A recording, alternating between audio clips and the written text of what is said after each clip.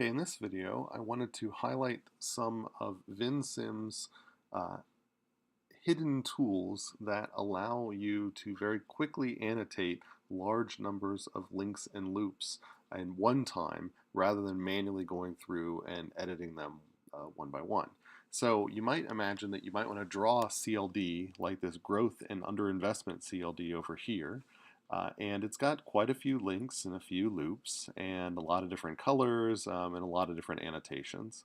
So when you start, you put in all of the dynamical variables, which you just have to type out, and you end up drawing these connections, and so you end up with something that looks like this here on the left. Now, in order to add all the annotations, you could, say, go into each arrow, right-click on it. Oh, that is not what I meant to do. Go into each arrow, right-click on the arrow, and then get its options up here and decide whether you want polarity inside or outside, what you want the polarity to be, and so on and so forth. You could go through and do all of that manually yourself, one by one, but that gets really tedious when you get large models with large numbers of variables in it. So instead, we'll make use of these tools hidden down here at the bottom.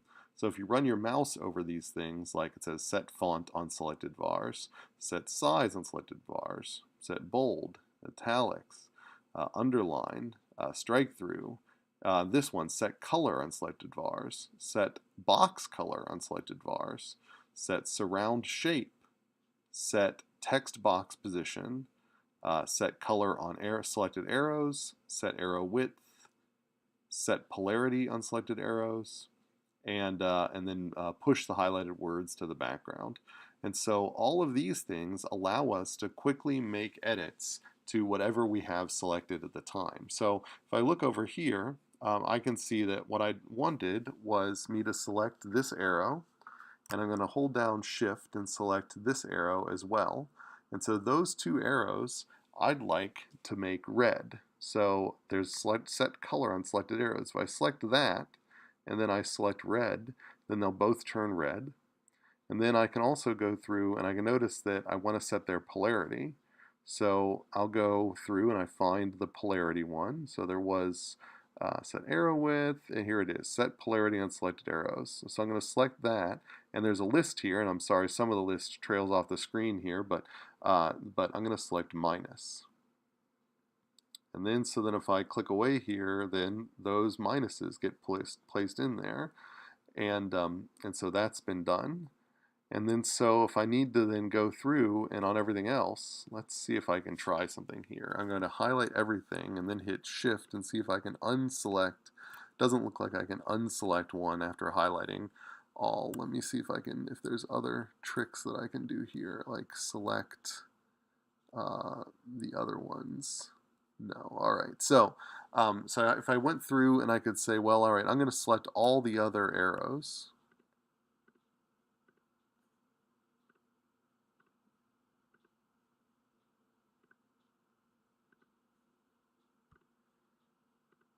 So I've selected all the other arrows. Now their loop polarity is all positive. So I'm going to go into here and select positive, and then it puts the pluses back in. And then I've got my annotations down here where I can select each one of them. I can select, this annotation and this annotation. I want to say put a loop around this annotation, and I want it to go clockwise. But this annotation I want it to go counterclockwise, and this one I want to go clockwise. So it looks like both of these I want them to go clockwise. So I'm going to select those two, just those two. And if I look down here, set surround shape on selected vars. Well, if I click on that, then they've got the different shapes. And so I'm going to select the clockwise shape for these. And then for this one, I'll just click on it separately, and I'll select the anti-clockwise. Now they're black, and I'd like to change their color. So I can select, this one is the only positive feedback loop, and so I need to set the color. The box, actually forget which type of color this is, so I'm going to I'm going to try this one first. Yeah, that was it. So I just selected that one and I selected the box color. And notice that when I select these, if I select just one of them, it will change these things down here to show me what I'm looking at. So if I'm interested, if I select this, it shows me that that box color is blue. So I want to set the box color on these two to red. And I think that's it. So that was, with far fewer steps, I was able to annotate all those links and loops without actually having to go through and manually edit them. Now, you might still have to manually tweak a few things, but there is quite a bit that is located, down here. So even like text position. So, if you don't like, in a stock and flow model, if you want to quickly move a bunch of flow text from beneath the flow to above the flow, then that's a quick way you can do it. Now, if I don't select anything whatsoever, then these effectively allow me to kind of set the default. So if I were to click on this bold, it's going to complain, no words or arrows are selected and you're not editing a word. Do you want to? And again, unfortunately, with at least the Mac version, these prompts, they didn't automatically wrap. So I have no idea what it's saying here. But this is basically saying, do you want to apply to everything? So if I hit yes, it just brings the defaults up.